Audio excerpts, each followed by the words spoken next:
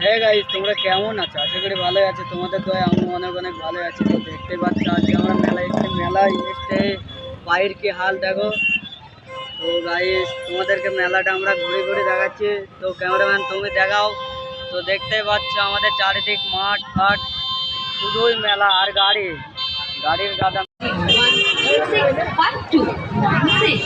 7501 365296।